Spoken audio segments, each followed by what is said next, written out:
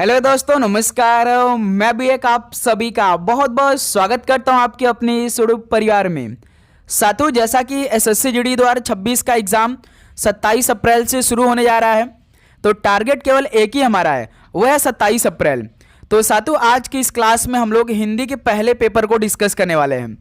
तो साथियों, जैसा कि हिंदी के पूरे 40 नंबर के सवाल हमारे पेपर में आने वाले हैं, तो इस बार टारगेट हमारा है कि हिंदी में पूरे 20 में से 20 सही करें, और इस बार आप लोग करने वाले हैं। लेकिन जो भी क्लास में हम आप सभी को प्रश्न कराएंगे, आप सभी को तैयार करना है।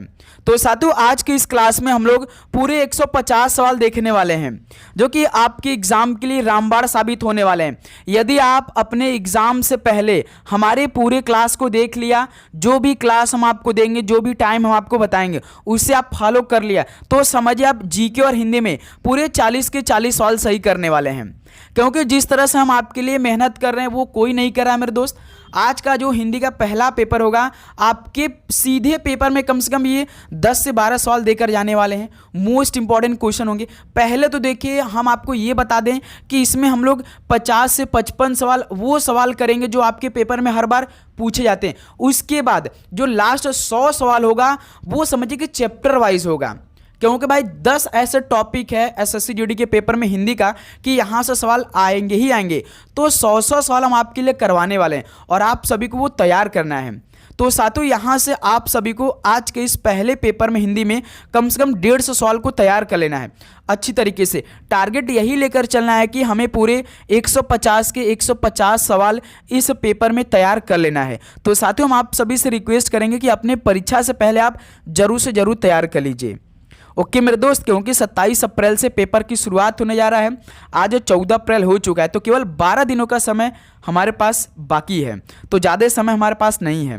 तो साथियों, चलिए इस पेपर को हल करते हैं। तो जिस लेवल के सवाल हम आपको हिंदी में करा देंगे, समझिए कि वही सवाल आपके पेपर में सीधे छपने वाले हैं। ठीक है, तो देखिए आज का पहला प्रश्न, 150 सवाल हम लोग करने वाले हैं। थोड़ा सा हम लोग क्लास को स्पीड में लेकर चलेंगे, आप लोग मैनेज करिएगा साथ में, लेकिन आप पूरे 150 के 150 सवाल तैयार करेंगे भाई। ठीक है, इसका पीडीएफ में भी हम आपको देंगे, लास्ट में बता देंगे, आप उसे डाउनलोड भी कर लेंगे। ठीक है, देखिए पहला प्रश्न, समतल के लिए उपयुक्त विलोम शब्द कौन सा है? समतल के लिए उपयुक्त विलोम शब्द कौन सा होगा? तो ढाल होगा।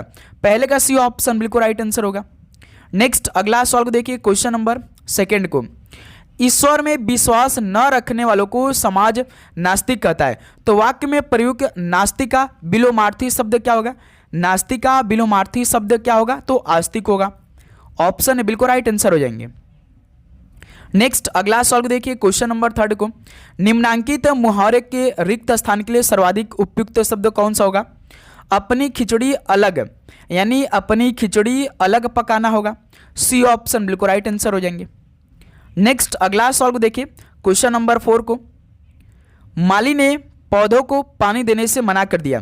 तो सर्वाधिक विकल्प चुनकर वाक्य के रेखांकित अंश को बदले, यानी माली ने पौधों को पानी देने से मना कर दिया, यानी पानी देने, इसकी जगह क्या होगा? सींचने, यानी माली ने पौधों को सींचने से मना कर दिया। तो इस सवाल का डी ऑप्शन जो बनेगा आपका बिल्कुल राइट आंसर बनेगा। नेक्स्ट अगला सवाल को देखिए, क्वेश्चन नंबर 5 को, अपने स्थान पर अचल रहने वाला वाक्यांश के लिए सार्थक शब्द इनमें से कौन सा होगा? अपने स्थान पर अचल रहने वाला वाक्यांश के लिए सार्थक शब्द इनमें से कौन सा होगा भाई? तो ध्रुव होगा। बी ऑप्शन बिल्कुल राइट आंसर होगा। नेक्स्ट अगला सवाल को देखिए, क्वेश्चन नंबर 6 को, कौन सा शब्द वसंत का विलोम है? वसंत का विलोम कौन होगा भाई? तो पतझड़ होगा। ऑप्शन है बिल्कुल राइट आंसर होगा।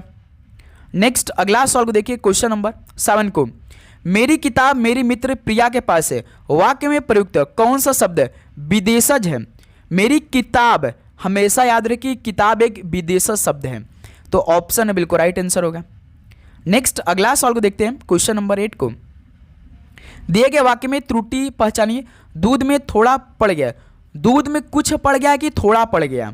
तो दूध में कुछ पड़ गया है, तो थोड़ा इसमें क्या है भाई? त्रुटि है। तो सी ऑप्शन बिल्कुल राइट आंसर हो जाएंगे। ये सर्वनाम प्रयोग त्रुटि है। ठीक है, नेक्स्ट क्वेश्चन नंबर अगला देखिए, परलोक का विलोम शब्द क्या होगा? तो परलोक का विलोम शब्द इहलोक होगा। डी ऑप्शन बिल्कुल राइट आंसर है। नेक्स्ट अगला सवाल को देखिए, क्वेश्चन नंबर। और आगे बढ़ने से पहले साथियों, आप सभी को एसएससी जीडी एग्जाम 2026 में सिलेक्शन लेना है और 27 अप्रैल से लेकर 30 मई के बीच में जब भी आप अपना स्लॉट बुक किए हैं, आपको अच्छा स्कोर करना अपने रियल शिफ्ट में, तो ये सिलेक्शन वाले प्रश्नों को आपको जरूर पढ़ना है भाई, क्योंकि जीके जीएस हम आपको पूरा कंप्लीट दे रहे हैं एसएससी के नए पैटर्न पे। स्टैटिक जीके पूरा कंप्लीट दे रहे हैं विथ डिटेल सोल्यूशन के साथ में। इंग्लिश प्लस हिंदी की पूरा क्वेश्चन दे रहे हैं भाई। करंट अफेयर पूरे 1 साल के प्रोवाइड करें। रीजनिंग पूरा कंप्लीट डिटेल सोल्यूशन के साथ चैप्टर वाइज। उसी तरह मैथ के भी सारे क्वेश्चन आपको दे रहे हैं। तो मिलेगा आपको कैसे? इस नंबर पे आप सभी को व्हाट्सएप मैसेज करना है। नीचे नंबर दिखाई दे रहा है ना, इस पर आपको मैसेज करके अपने एग्जाम से पहले इसे मंगाकर आप अपनी तैयारी करिए और आप एक सीट सुनिश्चित करिए अपने पेपर में। लेकिन आपको इसके लिए मात्र 50 रुपीज़ पे करना पड़ेगा। मात्र 50 रुपीज़ पे करके ये आप क्वालिटी वाला क्वेश्चन जिससे आपका सिलेक्शन हो उसे आप अपने पास मंगाकर तैयारी और अच्छे से करिए। ओके, क्वेश्चन नंबर 10 देखिए। निम्नलिखित वाक्य को ध्यानपूर्वक पढ़े और वाक्य में प्रयुक्त त्रुटिपूर्ण शब्द की पहचान करिए। कहानी हमारे व्यक्तित्व को एक दर्पण की भांति हमारे सामने प्रेषित करती है। तो साथियों, इसमें कौन सा वाक्य में प्रयुक्त त्रुटि शब्द है? शब्द है भाई। तो कहानी ठीक है, हमारे व्यक्तित्व को ठीक है, एक दर्पण की भांति हमारे सामने प्रेषित है। प्रेषित में देखिए ये शरीफा सा वाला नहीं रहता भाई, षटकोण सा वाला रहता है स। तो प्रेषित ऐसे लिखते हैं भाई। तो इस सवाल का देखिए पहला ही ऑप्शन क्या हो जाएगा? अलग हो जाएगा। ठीक है, नेक्स्ट अगला सवाल को देखिए, क्वेश्चन नंबर 11 को। निम्नलिखित वाक्य में वर्तनी संबंधी त्रुटि की पहचान कर शुद्ध वाक्य का चयन करिए। गर्मी में हम शिमला घूमने जाएंगे। गर्मी में हम शिमला घूमने जाएंगे। गर्मी में हम शिमला घूमने जाएंगे। तो इसमें कौन सा भाई? तो गर्मियों में हम शिमला घूमने जाएंगे, ये परफेक्ट होगा, जो कि बी ऑप्शन बिल्कुल राइट आंसर बनेगा। ठीक है, नेक्स्ट अगला सवाल को देखिए, क्वेश्चन नंबर 12 का राइट आंसर क्या बन के आएगा? निम्नलिखित प्रश्न में 4 विकल्पों में से उस विकल्प का चयन करें जो कोष्ठक में दिए गए शब्द के तत्सम रूप का सही विकल्प है। मेरे पड़ोसी घर बन रहा है तो इसलिए बहुत सी ईंट मंगवाई गई है। बताइए, आपके पेपर में सेम जिस तरह से प्रश्न हमने लिखा है ना, वैसे ही प्रश्न आपके पेपर में आएगा। तो ईंट का भाई तत्सम रूप क्या होगा? स्टिका होगा। तो बी ऑप्शन इस सवाल का राइट आंसर होगा। नेक्स्ट क्वेश्चन नंबर 13 को देखिए। निम्नलिखित वाक्य में रेखांकित भाग के लिए एक सार्थक शब्द ज्ञात कीजिए। पुस्तकालय में हाथ से लिखी एक भी पुस्तक उपलब्ध नहीं है। तो हाथ से लिखी एक भी पुस्तक, तो इसके लिए एक सार्थक शब्द क्या होगा भाई? तो पांडुलिपि कहते हैं। सी ऑप्शन राइट आंसर है। नेक्स्ट अगला सवाल को देखिए, क्वेश्चन नंबर 14 को। दिए गए विकल्पों में से शुद्ध वर्तनी वाले विकल्प का चयन करिए। दिए गए विकल्पों में से शुद्ध वर्तनी वाले विकल्प का चयन करिए। तो औरत में बहुत शक्ति होती है, ये ऑप्शन बिल्कुल सही है भाई। ठीक है, नेक्स्ट अगला सवाल को देखिए, क्वेश्चन नंबर 15 को। दिए गए वाक्य में रेखांकित शब्द का विलोम शब्द ज्ञात कीजिए। संसार नश्वर है, तो नश्वर का विलोम शब्द क्या होगा भाई? अनश्वर होगा। सी ऑप्शन राइट आंसर है। अगला सवाल को देखिए, क्वेश्चन नंबर 16 को। दिए गए वाक्य में रेखांकित भाग के लिए उचित सार्थक शब्द का चयन कीजिए। रात होते ही डबी बढ़ गई, तो रात होते भीड़ बढ़ गई। तो बी ऑप्शन बिल्कुल राइट आंसर होगा। डबी की जगह क्या होगा? भीड़ होगा भाई। नेक्स्ट अगला सवाल को देखिए, क्वेश्चन नंबर 17 का राइट आंसर क्या बनेगा? निम्नलिखित प्रश्न में 4 विकल्पों में से उस विकल्प का चयन करें जो रिक्त स्थान के लिए सही शब्द वाला विकल्प हो। महाभारत में कहा गया कि जो धर्मों को सम्मान नहीं देता वह धर्म नहीं है, क्या है? वो अधर्म होगा। तो सी ऑप्शन इस सवाल का राइट आंसर होगा। नेक्स्ट अगला सवाल को देखिए, क्वेश्चन नंबर 18 को। दिए गए वाक्य में रेखांकित शब्द का विलोम शब्द ज्ञात कीजिए। दुरुपयोग का विलोम शब्द क्या होगा? तो सदुपयोग होगा। सी ऑप्शन राइट आंसर होगा। नेक्स्ट अगला सवाल को देखिए, क्वेश्चन नंबर 19 को। निम्नलिखित वाक्य में रेखांकित भाग के लिए एक सार्थक शब्द ज्ञात कीजिए। देवताओं का उपवन, इसके लिए एक शब्द क्या होगा? नंद कानन बोलते हैं, नंदन कानन बोलते हैं। डी ऑप्शन बिल्कुल राइट आंसर होगा। नेक्स्ट अगला सवाल को देखिए, क्वेश्चन नंबर 20 को। निम्नलिखित प्रश्न में 4 विकल्पों में से उस विकल्प का चयन करें जो दिए गए मुहावरे का सही अर्थ वाला विकल्प है। अलादीन का चिराग, यानी अलादीन का चिराग यानी आश्चर्यजनक जो वस्तु होते हैं। तो सी ऑप्शन बिल्कुल राइट आंसर होगा। नेक्स्ट अगला सवाल को देखिए, क्वेश्चन नंबर 21 को। दिए गए वाक्य का वह भाग याद करें जिसमें कोई त्रुटि है। यदि कोई त्रुटि नहीं है तो कोई त्रुटि नहीं है तो चुनिए। कोई त्रुटि नहीं है तो उसे चुनिए। विद्यार्थी शब्द 2 शब्दों के योग से बना, विद्या प्लस अर्थी। बताइए कौन सा सही है भाई? इसमें शब्दों के योग से बना, तो यही क्या है भाई? बिल्कुल परफेक्ट ऑप्शन है। ऑप्शन बिल्कुल राइट आंसर होगा भाई। नेक्स्ट अगला सॉल्व देखिए क्वेश्चन नंबर 22 को। मुहावरे का अर्थ क्या होगा? झांसा देना, झांसा देना यानी धोखा देना। सी ऑप्शन बिल्कुल राइट आंसर है। नेक्स्ट अगला सॉल्व देखिए क्वेश्चन नंबर 23 को। दिए गए शब्द का परिवाची ज्ञात कीजिए। दिए गए शब्द का परिवाची ज्ञात कीजिए, क्या होगा भाई? उल्लास का, तो आनंद होगा। परिवाची शब्द मतलब समानार्थी शब्द बताना होता है। और साथियों आप चैनल पे नए हैं तो चैनल को सब्सक्राइब करने के बाद नोटिफिकेशन को ऑन कर लीजिए भाई, क्योंकि क्लास अपलोड हो तो पहला नोटिफिकेशन आप सभी के पास जाए। 4 विकल्पों में से उस सही विकल्प का चयन करें जो वाक्यांश के लिए शब्द का विकल्प हो। जिसके हाथ में चक्र हो, जिसके हाथ में चक्र हो उसे क्या बोलते हैं? चक्रपाणी बोलते हैं। ऑप्शन बी बिल्कुल राइट आंसर है। नेक्स्ट अगला सवाल देखिए क्वेश्चन नंबर 25 को। मुहावरे के अर्थ को सर्वश्रेष्ठ रूप से व्यक्त करता है। उल्लू सीधा करना यानी कि स्वार्थ सिद्ध करना। बी ऑप्शन बिल्कुल राइट आंसर है। नेक्स्ट अगला सवाल देखिए क्वेश्चन नंबर 26 को। 4 विकल्पों में से उस विकल्प का चयन करें जो कोष्टक में दिए गए शब्द का तद्भव रूप सही विकल्प है। हमें हमेशा सबकी अच्छाई देखनी चाहिए, उनके अवगुण नहीं, यानी अवगुण नहीं देखनी चाहिए भाई, तो बी ऑप्शन बिल्कुल राइट आंसर होगा। तो अवगुण की जगह क्या होगा भाई? अवगुण होगा, जो कि बी ऑप्शन बिल्कुल राइट आंसर है। क्लियर। नेक्स्ट अगला सवाल देखिए क्वेश्चन नंबर 27 को। दिए गए वाक्य में रेखांकित शब्द का विलोम शब्द ज्ञात कीजिए। ढीलेपन का विलोम शब्द क्या होगा भाई? तो स्फूर्ति होगा। बी ऑप्शन बिल्कुल राइट आंसर है। ओके, अगला सवाल देखिए क्वेश्चन नंबर 28 को। दिए गए वाक्य में निरर्थक शब्द ज्ञात कीजिए। तुम दोनों कब से खटर पटर कर रहे हो, अब चुप हो जाए। तो इसमें निरर्थक शब्द कौन सा भाई? जिसका कोई अर्थ नहीं होता है। बी ऑप्शन खटर पटर, तो यहां से राइट आंसर होगा। नेक्स्ट क्वेश्चन नंबर 29 देखिए। दिए गए वाक्य में रेखांकित शब्द के लिए सही वर्तनी ज्ञात कीजिए। सड़क चौड़ी होनी चाहिए कि सड़क चौड़ी होनी चाहिए? तो कौन सा ऑप्शन है भाई? चौड़ी वाला, ठीक, सी ऑप्शन वाला, तो बिल्कुल राइट आंसर होगा। नेक्स्ट अगला सवाल को देखिए क्वेश्चन नंबर 30 को। दिए गए शब्द का परिवाची ज्ञात कीजिए। महिला का परिवाची क्या होगा? तो स्त्री होगा। ऑप्शन भी बिल्कुल राइट आंसर है। नेक्स्ट अगला सवाल को देखिए क्वेश्चन नंबर 31 को। दिए गए वाक्य का वह भाग ज्ञात करें जिसमें कोई त्रुटि है। पुलिस ने चोरी के भ्रम में आशीष को पकड़ा। भाई भ्रम में कभी कोई पुलिस पकड़ता है? क्या पकड़ता है?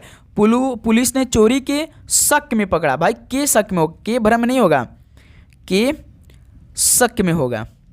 ठीक है, तो इस सवाल का बी ऑप्शन राइट होगा। के भ्रम में आपका क्या है भाई? त्रुटि है भाई, तो यही हमारा बी ऑप्शन राइट आंसर होगा। नेक्स्ट अगला सवाल को देखिए क्वेश्चन नंबर 32 को। तो मुहावरे का अर्थ को सर्वश्रेष्ठ रूप से व्यक्त करता है। तंग हाल होना, तो इस मुहावरे का अर्थ क्या होगा? तंग हाल होना यानी आर्थिक तंगी होना। डी ऑप्शन बिल्कुल राइट आंसर होगा। नेक्स्ट अगला सवाल को देखिए क्वेश्चन नंबर 33 का राइट आंसर क्या बनेगा? दिए गए वाक्य में रेखांकित शब्दों के लिए सही शब्द वाले विकल्प का चयन करिए।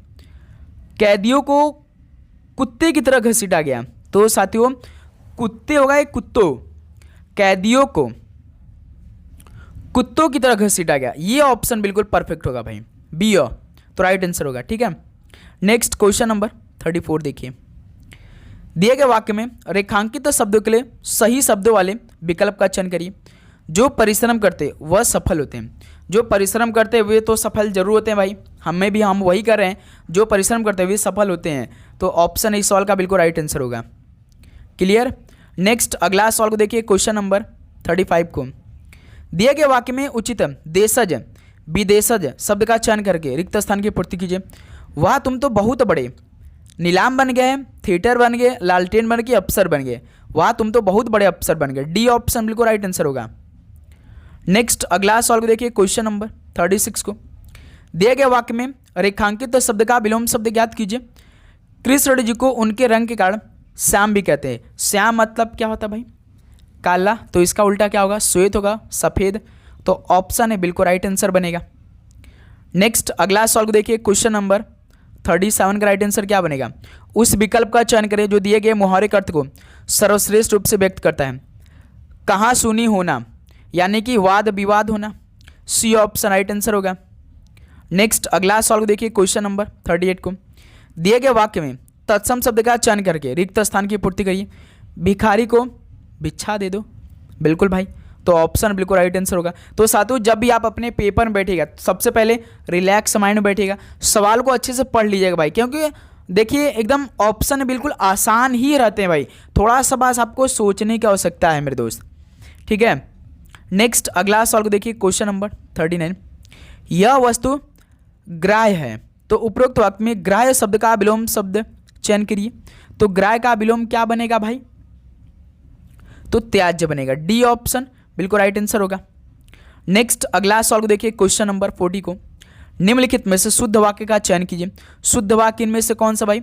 मेरे पास केवल एक घड़ी है, यही आपका शुद्ध वाक्य है। सी ऑप्शन राइट आंसर होगा। नेक्स्ट अगला सवाल को देखिए, क्वेश्चन नंबर 41 को। निम्नलिखित में से विशेषण युक्त पद कौन सा नहीं है? बताइए। उत्तर चढ़ाव, ये तो भाई यदि आपने पढ़ा होगा तो ये दोनों क्या है? विशेष से हैं। क्या है? ये दोनों विशेष से हैं। तो इस सवाल का ऑप्शन बने आपका बिल्कुल right answer. Next question number 42 देखिए। 6 महीने का समय, उपरोक्त वाक्यांश के लिए एक शब्द क्या होगा? 6 महीने का समय क्या बोलते हैं हम लोग? छमाही। छमाही कौन सा ठीक है? सी ऑप्शन ठीक है ना भाई? तो ये हमारा ऑप्शन भी राइट आंसर बनेगा। नेक्स्ट अगला सवाल देखिए, क्वेश्चन नंबर 43 को। निम्न वाक्य में किस पद पर त्रुटि है? पहचानिए। मेले में विद्यार्थियों की कई टोलियां थी, तो टोलियां इसमें गलत है भाई, टोलियां गलत है। बी ऑप्शन परफेक्ट आंसर बनेगा। ठीक है। नेक्स्ट अगला सवाल देखिए, क्वेश्चन नंबर 44। विष्णु के लिए पर्यायवाची शब्द क्या होगा? विष्णु के लिए पर्यायवाची शब्द तो जनार्दन होगा। ऑप्शन बिल्कुल राइट आंसर है। नेक्स्ट क्वेश्चन नंबर 45 को देखिए।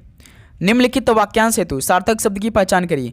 जिसकी उपमा नहीं दी जा सके, जिसकी उपमा नहीं दी जा सके उसको क्या बोलेंगे भाई? तो अनुपम। डी ऑप्शन बिल्कुल राइट आंसर होगा। नेक्स्ट अगला सवाल को देखिए, क्वेश्चन नंबर 46 को। रिक्त स्थान की पूर्ति सार्थक निरर्थक शब्द युग्म से करें। जीवन में हमेशा मनुष्य को रास्ते से गुजरना पड़ता है। जीवन में हमेशा मनुष्य को भाई टेढ़े मेढ़े रास्ते से गुजरना पड़ता है। बिल्कुल परफेक्ट सी ऑप्शन होगा। नेक्स्ट अगला सवाल को देखिए, क्वेश्चन नंबर 47 को। इनमें से किस वाक्य में त्रुटि नहीं है? तो किस वाक्य में त्रुटि नहीं है भाई? मोहन का व्यवहार अच्छी नहीं है कि अच्छा नहीं है? तुम्हारा गांव किसका है? आपकी बातें बहुत मीठा है, मोहन का व्यवहार अच्छा नहीं है। तो ये देखिए डी ऑप्शन में त्रुटि नहीं है, तो बिल्कुल राइट आंसर बनेगा। क्लियर। नेक्स्ट अगला सवाल को देखिए, क्वेश्चन नंबर 48 को। अनन्या स्नेहा को पत्र लिख रही है, तो प्रेरणार्थक क्रिया का प्रयोग कर इस वाक्य को लिखिए। अनन्या स्नेहा को पत्र लिख रही है, भाई सिंपल सा। अनन्या जो ना स्नेहा से पत्र लिखवाती है, ये परफेक्ट बनेगा। तो ऑप्शन बिल्कुल राइट आंसर बनेगा। क्लियर। नेक्स्ट अगला सवाल को देखिए, क्वेश्चन नंबर 49 को। खिन्न का विलोम शब्द नीचे दिए गए विकल्पों में से चुनिए। खिन्न का विलोम शब्द नीचे दिए गए विकल्पों में से चुनिए। कौन सा बनेगा भाई? खिन्न का प्रश्न होगा। डी ऑप्शन बिल्कुल राइट आंसर है। नेक्स्ट अगला सवाल को देखिए, क्वेश्चन नंबर 50 को। मेरे परीक्षा में अच्छे अंक आए हैं, तो वाक्य में प्रयुक्त है रेखांकित एकार्थी शब्द के लिए उचित विकल्प कौन सा होगा? तो अंक का मतलब क्या होता है भाई? यानी गिनती के अंक हो जाएंगे। तो ऑप्शन बिल्कुल राइट आंसर बनेगा। तो 50 सवाल कंप्लीट हो गए, अभी 100 सवाल बाकी है भाई। साथ देना है। बहुत अच्छा आप सभी का रिस्पॉन्स आ रहा है। आप पूरे 150 सवाल के उत्तर तैयार करेंगे भाई। निम्नलिखित में से बहुवचन से संबंधित वाक्य कौन सा है? बहुवचन से संबंधित वाक्य इनमें से कौन सा है? तो प्रेम और हरि तुम्हारे मामा है। बी ऑप्शन बिल्कुल राइट आंसर है। तो साथियों जीके में आप बताइए, क्या जीके में भी इसी तरह आपको क्लास दें? जो कि कुछ 18 से 20 टॉपिक है जो कि आपके पेपर में सवाल आएगा, वो करा दे, रिवीजन करा दे। बस आप सभी कराए चाहिए। तोता उड़कर पेड़ की निम्नलिखित में से देशज शब्द युक्त विकल्प चुनकर वाक्य पूरा करिए।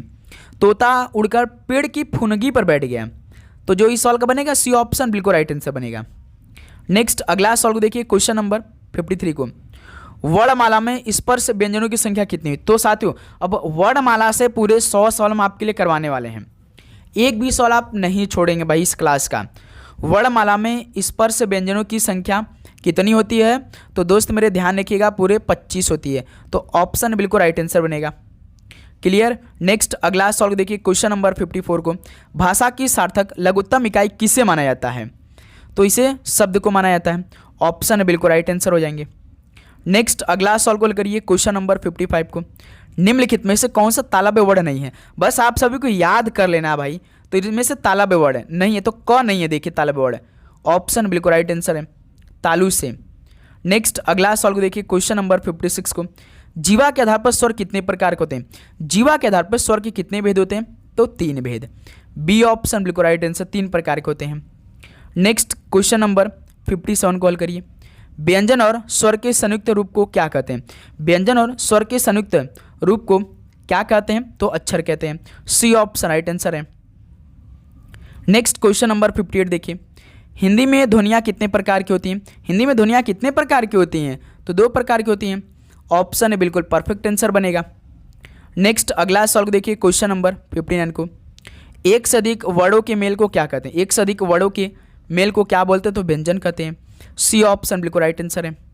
नेक्स्ट अगला सवाल को देखिए, क्वेश्चन नंबर 60 को, बोलते समय मुख से कितने उच्चारण स्थानों का प्रयोग किया जाता है?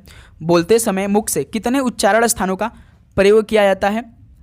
तो पूरे 5 का। बी ऑप्शन बिल्कुल राइट आंसर है।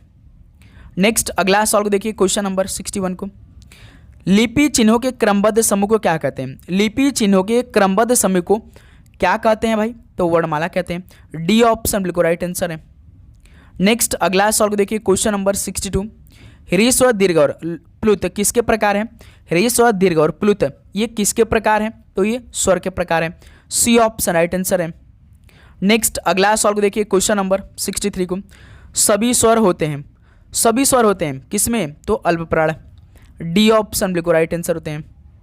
नेक्स्ट अगला सवाल को देखिए, क्वेश्चन नंबर 64 को, हिंदी भाषा में ह्रस्व स्वरों की संख्या कितनी होती है? तो सातों हिंदी भाषा में ह्रस्व स्वरों की संख्या कितनी होती है? तो 4 होती है। बी ऑप्शन बिल्कुल राइट आंसर हो जाएंगे। नेक्स्ट अगला सवाल को देखिए, क्वेश्चन नंबर 65 को, निम्न में दीर्घ स्वर कौन सा है? सातों दीर्घ स्वर इनमें से कौन सा है? तो आ एक दीर्घ स्वर है। ऑप्शन बिल्कुल राइट आंसर हो जाएंगे। नेक्स्ट अगला सवाल को देखिए, क्वेश्चन नंबर 66 को, निम्न में दीर्घ स्वर कौन सा है? तो सातों पूरा सवाल हम आपको कराने वाले हैं भाई, कहीं से सवाल पूछ दे जुड एग्जाम में आप जरूर करने वाले इस बार। बस आप पूरा क्लास का जितना भी मैं सवाल करा दे उसको तैयार करिए भाई आप लोग, ठीक है? तो दीर्घ स्वर इनमें से बड़ी ई है, तो बी ऑप्शन बिल्कुल राइट आंसर हो जाएंगे। नेक्स्ट अगला सवाल को देखिए, क्वेश्चन नंबर 67 को, निम्नलिखित में से कौन सा मूल दीर्घ स्वर नहीं है? तो कौन सा मूल दीर्घ स्वर नहीं है? तो ओ देखिए, एक मूल दीर्घ स्वर नहीं है, तो डी ऑप्शन बिल्कुल राइट आंसर होगा। नेक्स्ट अगला सवाल को देखिए, क्वेश्चन नंबर 68 को, प्लुत स्वर कौन सा है? प्लुत स्वर कौन सा है मेरे दोस्त? तो ओम। इसे आप याद रखिए, ये सवाल हो सकता है पेपर पूछ दे सवाल में, परीक्षा में ये सवाल, ठीक है? प्लुत स्वर वाला। क्वेश्चन नंबर 69 देखिए, जिन स्वरों के उच्चारण में 2 मात्राओं से अधिक समय लगे वो क्या कहलाते हैं? जिन स्वरों के उच्चारण में 2 मात्राओं से अधिक समय लगे वे क्या कहलाते हैं? तो प्लुत स्वर कहलाते हैं। ऑप्शन भी बिल्कुल राइट आंसर है। नेक्स्ट अगला सवाल को देखिए, क्वेश्चन नंबर 70 को, अर्ध विवृत स्वर कौन से? अर्ध विवृत स्वर कौन से भाई? तो ए जो है वो अर्ध विवृत स्वर है, तो बी ऑप्शन बिल्कुल राइट आंसर है। नेक्स्ट क्वेश्चन नंबर 71 देखिए, मध्य स्वर कहते हैं किसको? मध्य स्वर किसको कहते हैं? अ को भाई मध्य स्वर कहते हैं, ध्यान रखिएगा। डी ऑप्शन बिल्कुल राइट आंसर है। क्वेश्चन नंबर 72 देखिए, भाषा विज्ञान की दृष्टि से उ किस प्रकार स्वर है? भाषा विज्ञान की दृष्टि से उ किस प्रकार स्वर है? तो प से संवृत स्वर है। डी ऑप्शन बिल्कुल राइट आंसर है। ओके, नेक्स्ट 73 को देखिए, संयुक्त स्वर कौन से? संयुक्त स्वर इनमें से कौन कौन से हैं? तो ए है। ऑप्शन बिल्कुल राइट आंसर है। नेक्स्ट अगला सवाल को देखिए, क्वेश्चन नंबर 74 को, ई बड़ी किस प्रकार के वर्ड हैं? बताइए, ई किस प्रकार के वर्ड हैं? तो ये तालब्य हैं भाई। डी ऑप्शन बिल्कुल राइट आंसर है। नेक्स्ट अगला सवाल को देखिए, क्वेश्चन नंबर 75 को, निम्नलिखित में से कौन सा स्वर कंठ तालब्य है? तो कंठ तालब्य इनमें से कौन सा भाई? ये आप तैयार कर लीजिए भाई, ये जो होता है ना वो कंठ तालब्य होता है। डी ऑप्शन बिल्कुल राइट आंसर है। नेक्स्ट 76 देखिए, निम्नलिखित में से कौन से शब्द में अनुनासिकता है? तो साथियों कौन शब्द में अनुनासिकता है? तो संभालना में, हमेशा याद रखिए जिस पे ये ओम का मात्रा लगे ये अनुनासिकता होते हैं भाई, ठीक है? हमेशा याद रखिए।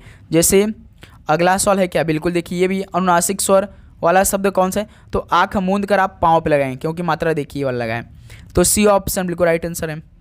नेक्स्ट अगला सवाल को देखिए, 78 को, निम्नलिखित में से किस विकल्प में अनुनासिक का प्रयोग है? तो साथियों किस विकल्प में अनुनासिक यानी कि चांद सांस में? क्लियर, अब तो क्लियर हो चुका होगा भाई ना। अब ये सवाल आ गया तो आप कभी गलती नहीं करेंगे। 79 देखिए, स्वरों के उच्चारण में लगने वाले समय को क्या कहते हैं? स्वरों के उच्चारण में लगने वाले समय को क्या कहते हैं? तो मात्रा कहते हैं। ऑप्शन बिल्कुल राइट आंसर है। क्लियर। अगला सवाल को देखिए, 80 को, स्वर किसका भेद है? तो दोस्त मेरे स्वर किसका भेद है? तो वर्ड का है। सी ऑप्शन बिल्कुल राइट आंसर है। नेक्स्ट अगला सवाल को देखिए, क्वेश्चन नंबर 81 को, किस वर्ड का उच्चारण स्थान कंठ तालु है? तो दोस्त मेरे किस वर्ड का उच्चारण स्थान कंठ तालु है? तो अ का है। डी ऑप्शन बिल्कुल राइट आंसर है। नेक्स्ट अगला सवाल को हल करिए क्वेश्चन नंबर 82 को। जिनकी ध्वनि केवल मुख से निकलती है वे कौन से स्वर हैं? जिनकी ध्वनि केवल मुख से निकलती है तो उसे निरुनासिक स्वर कहते हैं। डी ऑप्शन बिल्कुल राइट आंसर है। क्लियर। 83 को हल करिए भाई। स्वर ध्वनि के प्रकार हैं तो किसके हैं भाई? ये तो दीर्घ के हैं, प्लुत के, ह्रस्व के हैं, तो डी ऑप्शन इस सवाल का राइट आंसर बनेगा। नेक्स्ट अगला सवाल को देखिए 84 को। हिंदी के अग्र अवृत्ताकार संवृत्त स्वर ध्वनि कौन सी है? हिंदी के अग्र अवृत्ताकार संवृत्त स्वर ध्वनि इनमें से कौन सी है भाई? तो ई है। बी ऑप्शन बिल्कुल राइट आंसर है। नेक्स्ट अगला सवाल को देखिए क्वेश्चन नंबर 85 को। घ का उच्चारण स्थान कौन सा है? घ का उच्चारण स्थान कौन सा भाई? कंठ है। याद रखिएगा घ जिसमें आता है वो कंठ, घ क के वर्ग हैं, जैसे क ख घ ये किसके आते हैं? कंठ के आते हैं। ठीक है, ध्यान रखिएगा। कंठ में क से स्टार्ट होता है, ये घ है ना भाई, जैसे कौआ खकरा गमला घड़ी के। चौथा है पंचमा अक्षर अंगा आता है लास्ट में। ठीक है, ये कंठ में इतने आ जाएंगे। कंठ में जैसे आपके क भी हो जाएंगे, ख हो जाएंगे, ग है, घ तो ऑलरेडी है, और अंगा भी होते हैं। ठीक है, ये आपके कंठ वाले हैं इतने पांचों अक्षर। नेक्स्ट 86 देखिए। निम्न में कंठ वर्ड कौन सा? अब बता दिए आप लोग, तो अभी हमने आपको बताया है, अब आप सभी से गलती नहीं होना चाहिए। तो अब देखिए अब उसमें है नहीं तो अ भी एक होता है क्या? कंठ। तो बी ऑप्शन वर्ड पूछा इस बार। ठीक है। नेक्स्ट अगला सवाल को देखिए क्वेश्चन नंबर 87 को।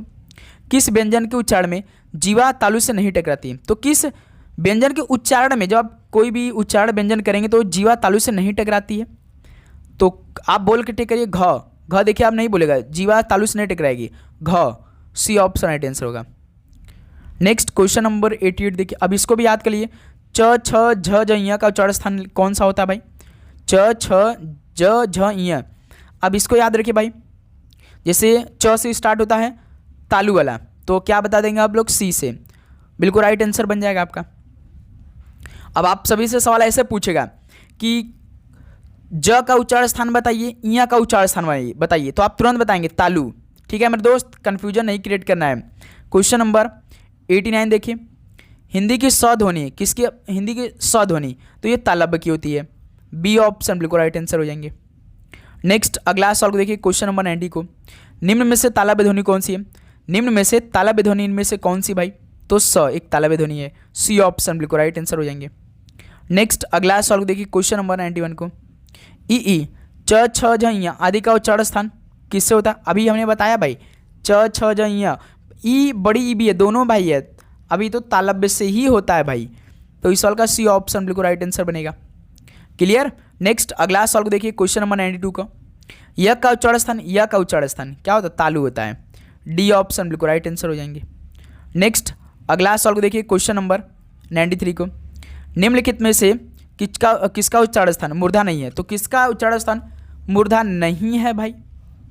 तो त का। त किसका होता है भाई? दंत व्यंजन का है। किसका है? दंत व्यंजन का है। ठीक है, तो इस सवाल का बी ऑप्शन राइट आंसर बनेगा। नेक्स्ट अगला सवाल को देखिए क्वेश्चन नंबर 94 को। किस वर्ग की सभी ध्वनियां मूर्धन्य हैं? तो साथियों किस वर्ग की सभी ध्वनियां मूर्धन्य हैं बताइएगा? तो ट ठ ड ढ स के हैं। डी ऑप्शन बिल्कुल राइट आंसर हो जाएंगे। इसे देख लीजिए भाई, सवाल आया तो ऑप्शन भी यही सेम रहेगा, ऑप्शन भी नहीं बदला होगा। ड का उच्चारण स्थान क्या होता है? आधा ड का उच्चारण स्थान क्या होता है भाई? तो मूर्धन्य है। सी ऑप्शन बिल्कुल राइट आंसर है। याद कर लीजिए मेरे दोस्त, क्वेश्चन नंबर 96 देखिए। ट वर्ग में किस प्रकार के व्यंजन है? ट वर्ग में किस प्रकार के व्यंजन है? तो मूर्धन्य भाई। सी ऑप्शन बिल्कुल राइट आंसर है। नेक्स्ट अगला सवाल को देखिए क्वेश्चन नंबर 97 को। उच्चारण स्थान की दृष्टि से कौन सा विकल्प शुद्ध है? उच्चारण स्थान की दृष्टि से कौन सा विकल्प है शुद्ध है? तो स दंत, ये बिल्कुल शुद्ध है भाई, तो ऑप्शन बिल्कुल राइट आंसर है। नेक्स्ट अगला सवाल को देखिए क्वेश्चन नंबर 98 को। जिनका उच्चारण ऊपर के दांतों पर जीभ लगाने से होता है उसे क्या कहते हैं? जिनका उच्चारण ऊपर के दांतों पर जीभ लगाने से होता है उसे क्या कहते हैं? तो उसे दंत कहते हैं भाई। बी ऑप्शन बिल्कुल राइट आंसर बनेगा। नेक्स्ट अगला सवाल को देखिए क्वेश्चन नंबर 99 को। ओष्ठ वर्ण किस विकल्प में? ओष्ठ वर्ण किस विकल्प में है? तो प फ ब भ में है। ऑप्शन ए में आपका बिल्कुल राइट आंसर बनेगा। नेक्स्ट अगला सवाल को देखिए क्वेश्चन नंबर 100 को। निम्न में से ओष्ठ वर्ण कौन सा? ओष्ठ वर्ण कौन सा भाई? उ ओष्ठ वर्ण है। डी ऑप्शन बिल्कुल राइट आंसर है। नेक्स्ट अगला सवाल को देखिए क्वेश्चन नंबर 101। निम्नलिखित में से ओष्ठ ध्वनि कौन सा नहीं है? ओष्ठ ऐसे जैसे प फ भ म है, लेकिन मेरे दोस्त च नहीं है ओष्ठ ध्वनि, तो ऑप्शन बिल्कुल राइट आंसर है। नेक्स्ट अगला सवाल को देखिए, क्वेश्चन नंबर 102 को, हिंदी की ब ध्वनि किसकी भाई? हिंदी की ब जो ध्वनि है वो किसकी है? तो ये ओष्ठ ध्वनि की है, बी ऑप्शन बिल्कुल राइट आंसर बनेगा। नेक्स्ट अगला सवाल को देखिए, क्वेश्चन नंबर 103 को, निम्नलिखित में से अंतस्थ व्यंजन कौन से हैं? तो साथियों अंतस्थ व्यंजन इनमें से कौन सा है? यर अलावा अंतस्थ व्यंजन है। कभी आप सभी से पूछेगा कि इसमें से अंतस्थ व्यंजन कौन सा नहीं है, बताइए। जैसे 3 देगा आपको, यर अलावा देगा, चौथा कोई और देगा, यही पूछ देगा आपको, ठीक है। तो आपको कन्फ्यूजन नहीं करना, याद कर लेना। अंतस्थ व्यंजन यर अलावा, उष्मा जैसे होता है स स ह, तीनों स और ह, उष्मा जैसे गर्मी। निम्न में अर्धस्वर कौन सा कहलाता है? अर्धस्वर कौन सा कहलाता है इनमें से भाई? तो यह एक अर्धस्वर कहलाता है, ऑप्शन है राइट आंसर है। नेक्स्ट अगला सवाल को देखिए, क्वेश्चन नंबर 105 को, अर्धस्वर इनमें से कौन सा? अर्धस्वर अभी हमने आपको बताया है, तो यह व ऑप्शन बिल्कुल राइट आंसर है। अगला सवाल को देखिए 106 को, इनमें से कौन सा वर्ड स्पर्श व्यंजन नहीं है? तो साथियों कौन सा वर्ड स्पर्श व्यंजन नहीं है? तो यह स्पर्श व्यंजन नहीं है, डी ऑप्शन बिल्कुल राइट आंसर है। अगला सवाल को देखिए, क्वेश्चन नंबर 107 को, हिंदी वर्णमाला में उष्म व्यंजन कौन से? अभी हमने बताया उष्मा स सह, डी ऑप्शन बिल्कुल राइट आंसर बनेगा। नेक्स्ट अगला सवाल को देखिए, क्वेश्चन नंबर 108 को, संयुक्ताक्षर व्यंजन निम्न में से कौन से हैं? संयुक्ताक्षर व्यंजन कौन से हैं? तो भाई छ त्र ज्ञ श्र, ये आप याद रखिए भाई, ये सवाल आपके पेपर में पूछ सकता है कि संयुक्ताक्षर व्यंजन कौन से? तो छ त्र ज्ञ श्र आप बता देंगे, ठीक है। क्वेश्चन नंबर 109 को हल करिए, त्र वर्ण किन वर्णों के सहयोग से बना है? त्र वर्ण किन वर्णों के सहयोग से बना है? तो आधा त प्लस र के सहयोग से बना है, तो बी ऑप्शन राइट आंसर है। नेक्स्ट अगला सवाल को देखिए 110 को, छ वर्ण किसके योग से बना है? छ वर्ण किसके योग से बना है? तो आधा का प्लस षटकोण से बना है, तो इस सवाल का ऑप्शन है जो बनेगा आपका बिल्कुल राइट आंसर बनेगा। नेक्स्ट क्वेश्चन नंबर 111 को हल करिए, दो व्यंजन जब एक साथ मिलते हैं तो क्या कहलाते हैं? तो साथियों जब दो व्यंजन एक साथ मिलते हैं तो उसे क्या कहते हैं भाई? तो संयुक्त व्यंजन कहते हैं, जो कि ऑप्शन इस सवाल का राइट आंसर बनेगा। क्लियर। नेक्स्ट अगला सवाल को देखिए, क्वेश्चन नंबर 112 को, निम्नलिखित में से नासिक की व्यंजन कौन सा नहीं है? नासिक व्यंजन य म न है, लेकिन थ नहीं है भाई नासिक व्यंजन, तो डी ऑप्शन बिल्कुल राइट आंसर होगा। क्लियर। अगला सवाल को देखिए, क्वेश्चन नंबर 113 को, जब दो समान व्यंजन आपस मिलते हैं तो उन्हें क्या कहते हैं? साथियों जब दो समान व्यंजन आपस मिलते हैं तो उन्हें क्या कहते हैं? तो उसे द्वितीय व्यंजन कहते हैं, बी ऑप्शन बिल्कुल राइट आंसर हो जाएंगे। नेक्स्ट अगला सवाल को देखिए, क्वेश्चन नंबर 114 को, निम्न में अल्पप्राण व्यंजन कौन सा है? तो साथियों अल्पप्राण व्यंजन इनमें से कौन सा है? तो ध्यान रखिए ग एक अल्पप्राण व्यंजन है, बी ऑप्शन बिल्कुल राइट आंसर है।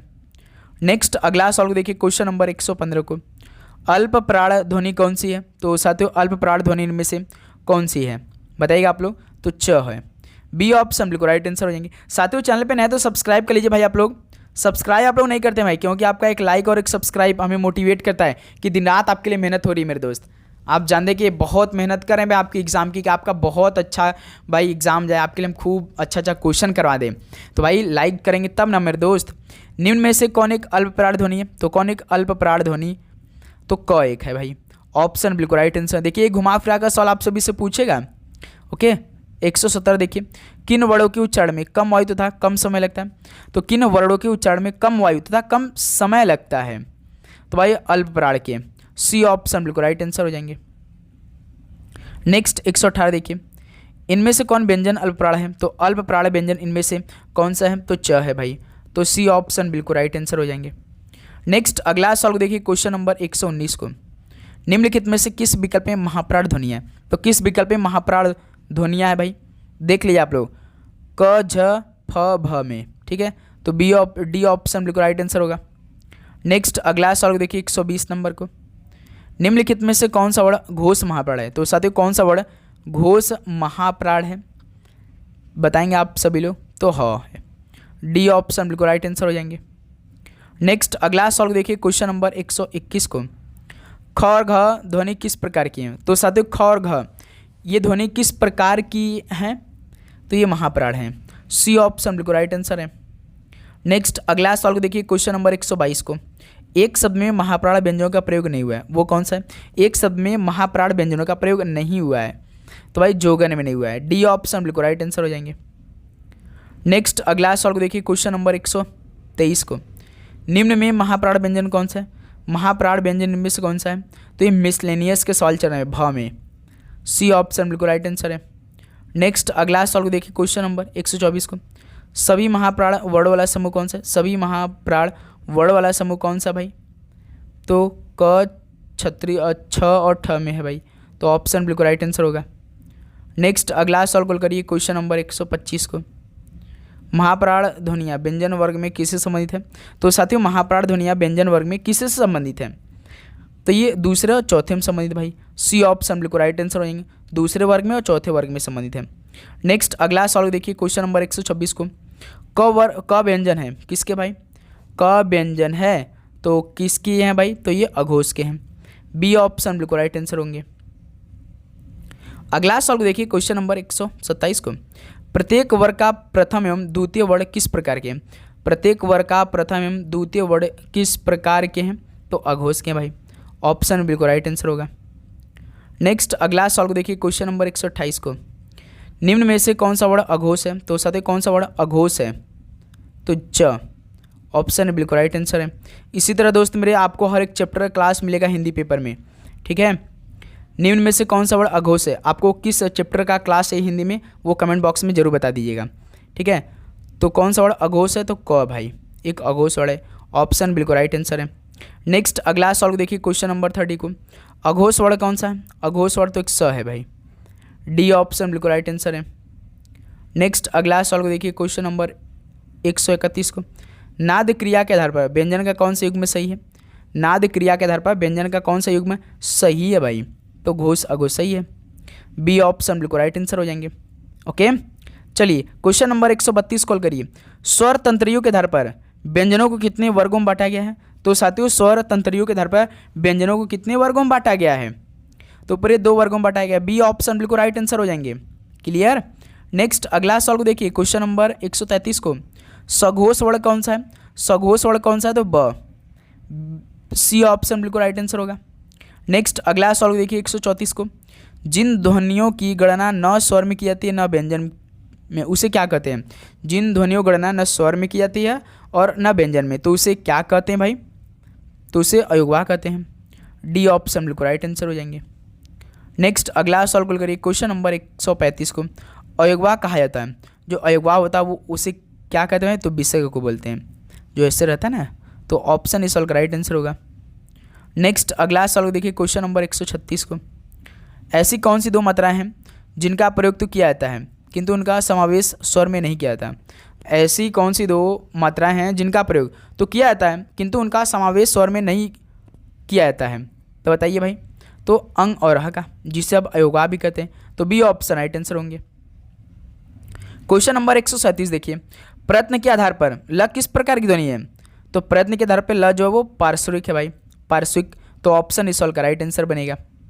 क्लियर। नेक्स्ट अगला सवाल को देखिए, क्वेश्चन नंबर 138 को, अंग और ढ को क्या कहता है? बताइए, क्या बोलते हैं इसे? तो विकसित वर्ण बोलते हैं, सी ऑप्शन राइट आंसर है। नेक्स्ट अगला सवाल को देखिए, क्वेश्चन नंबर 139 को, च छ ज झ उदाहरण किसके? बताइएगा आप लोग। तो ये स्पर्शी संघर्षी व्यंजन के हैं, जो च छ ज झ हैं, तो इस सवाल का बी ऑप्शन राइट आंसर बनेगा। नेक्स्ट अगला सवाल को देखिए, क्वेश्चन नंबर 140 को, प्रकंपी व्यंजन है किसके भाई? प्रकंपी व्यंजन है तो र के, सी ऑप्शन बिल्कुल राइट आंसर हो जाएंगे। ओके। नेक्स्ट अगला सवाल को देखिए, क्वेश्चन नंबर 141 को, पश्चिम में कितने व्यंजन वर्ण हैं? तो साथियों पश्चिम में कितने व्यंजन वर्ण हैं? तो पूरे 3 हैं, सी ऑप्शन बिल्कुल राइट आंसर है। ओके। नेक्स्ट अगला सवाल को देखिए, 142 नंबर को, किस शब्द में पंचम अक्षर का प्रयोग नहीं हुआ है? तो किस शब्द में पंचम अक्षर का प्रयोग नहीं हुआ है? जैसे संपुदा में हुआ है भाई, गंगा में हुआ है, डंडा में, लेकिन अंगूठी में नहीं हुआ है, तो बी ऑप्शन बिल्कुल राइट आंसर हो जाएंगे। नेक्स्ट अगला सवाल को देखिए, 143 को, शब्दकोश में पहले आने वाला शब्द कौन सा है? साथियों शब्दकोश में जैसे प्रकाश इंग्लिश का डिक्शनरी होता है तो इसी तरह हिंदी का डिक्शनरी होता है, तो बताइए कि शब्दकोश में आने वाला पहला शब्द इनमें से कौन सा है भाई? तो वक्त है भाई, ध्यान रखिएगा, वक्त, ऑप्शन बिल्कुल राइट आंसर हो जाएंगे। क्लियर।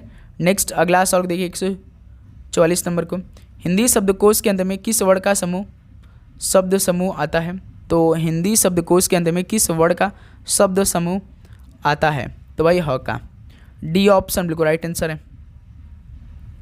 नेक्स्ट अगला सवाल देखिए 145 नंबर को, निम्नलिखित में से किसके अभाव में हम पढ़ नहीं सकते? तो साथियों किसके अभाव में हम पढ़ नहीं सकते हैं? तो आपसे बताएंगे तो वर्णमाला की क्रमबद्धता का ज्ञान के कारण भाई।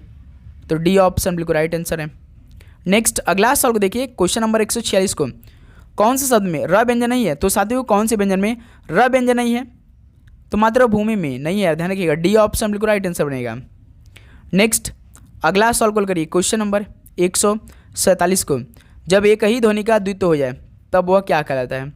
जब एक ही ध्वनि का द्वित्व हो जाए तो उसे क्या कहते हैं भाई? सिंपल सा युग्मक ध्वनि कहते हैं। बी ऑप्शन बिल्कुल राइट आंसर होंगे। नेक्स्ट अगला सवाल को देखिए क्वेश्चन नंबर 148 को, स्वर रहित व्यंजनों को लिखते समय उसके बीच निकालते हैं। स्वर रहित व्यंजन को लिखते समय उसके नीचे लगाते हैं तो उसे क्या बोलते हैं भाई? हलंत बोलते हैं ना। तो सी ऑप्शन राइट आंसर है। नेक्स्ट अगला सवाल को देखिए क्वेश्चन नंबर 149 को, इनमें से कौन शब्द दीर्घ मात्रा वाला है? तो साथियों कौन शब्द दीर्घ मात्रा वाला है? तो बैल है भाई। ऑप्शन है बिल्कुल राइट आंसर हो जाएंगे। बैल और दिन है, दोनों है भाई, ई और सी दोनों है, इसमें बैल भी है दिन भी। ठीक है भाई, कौन शब्द दीर्घ मात्रा है? तो बैल और दिन है। ठीक है, दोनों ऑप्शन सही है। चलिए दोस्तों लास्ट सवाल हल करिए। वर्डों को क्रमपूर्वक अलग करण क्या कहलाता है? वर्डों को क्रमपूर्वक अलग करना क्या कहलाता है भाई? तो वर्ड विच्छेद कहलाता है। डी ऑप्शन बिल्कुल राइट आंसर जाएंगे। तो साथियों ये 150 सवाल कंप्लीट हो गया। तो बताइए आप सभी का इन 150 सवाल में से कितना स्कोर रहा? तो साथियों उम्मीद करूंगा लगभग आप सभी को पूरे 150 के 50 सवाल तैयार हो चुके होंगे। यदि आपको किसी प्रकार का डाउट है तो कमेंट सेक्शन में जरूर बता दीजिए। डाउट लेकर आपको नहीं चलना, ये क्लास आपके पूरे एग्जाम तक चलने वाली, जब तक कि आपका पेपर समाप्त नहीं हो जाता है। हर एक टाइप के क्वेश्चन करवाने का प्रयास करेंगे भाई। ठीक है, तो चलिए इस क्लास को यहाँ पर समाप्त करते हैं, मिलते साथ एक और नए क्लास के साथ। तो आप सभी को जय हिंद जय भारत, पढ़ाई करते रहिए, ऑल द वेरी बेस्ट, धन्यवाद।